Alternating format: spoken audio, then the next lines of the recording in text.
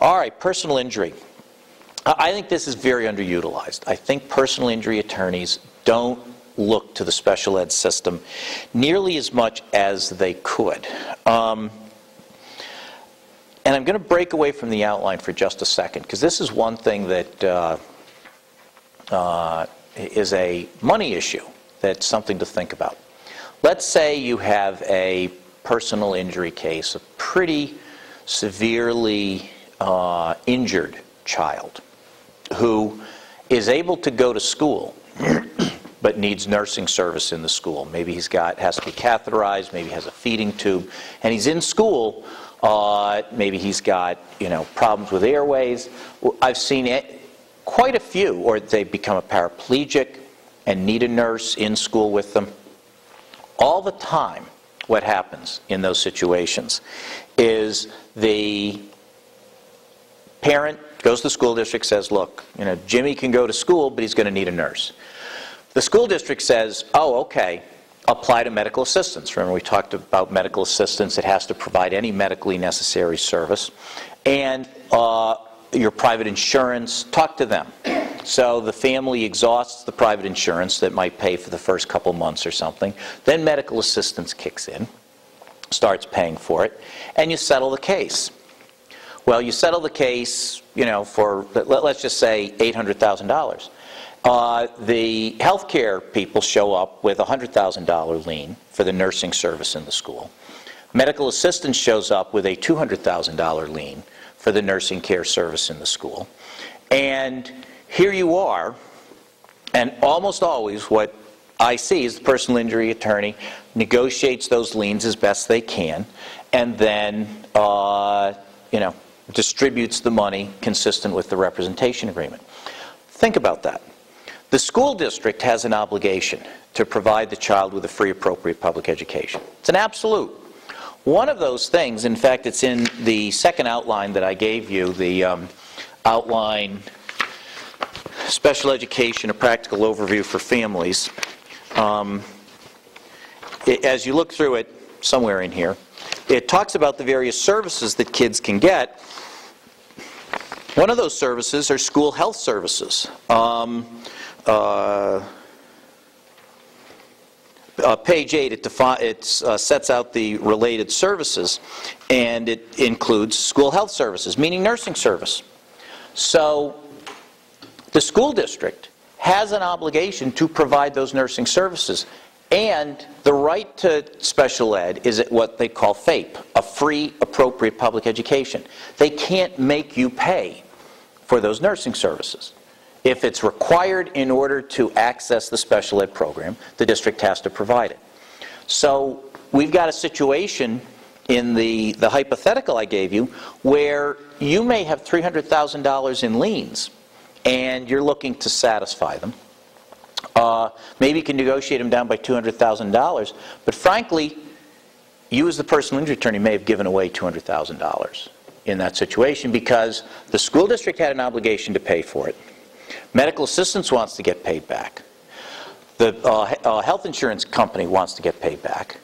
And whereas if at the outset you said, hey, look, to the district, you've got to provide that because otherwise they're going to take that money out of my client's pocket. And they do, and I've seen it. And frankly, we've had cases where we've gone back to the school district and the school district has reimbursed the family in over 6 figures because they never told the family, by the way, this is something we have to provide, and they actually pointed the family to ways to get it in ways that it was going to cost the family and the child lots of money. And ironically, the Department of Public Welfare that runs medical assistance, they actually, under the law, have a concurrent responsibility with the educational agencies to provide a free, appropriate public education. The case name is Cordero, C-O-R-D-E-R-O. And it was decided in 1993 by Judge Rambo of the Middle District, who said that local school districts in the Department of Ed are not the only agencies in Pennsylvania that are responsible for helping to provide a free, appropriate public education. And so my position with DPW when I've assisted PI attorneys is that you can't get a lien on school health services because you're under responsibility to provide FAPE with the district. The DPW has historically, in these cases, taken a relatively hard line, and because they hold the medical assistance cards, they have some leverage there in terms of trying to negotiate away that lien for providing the school health services. But the moral of the story is that the earlier you can get in and deal with the school district, and maybe deal with DPW. It may be something where the school district and DPW can work collaboratively to say, look, we're not going to put a lien on it. It's fine. Use medical assistance, access it, but there won't be a lien related to what's going on here. And that's a significant money issue for your clients in personal injury cases, and it is not that uncommon. So I think it's important to at least have that in the back of your mind.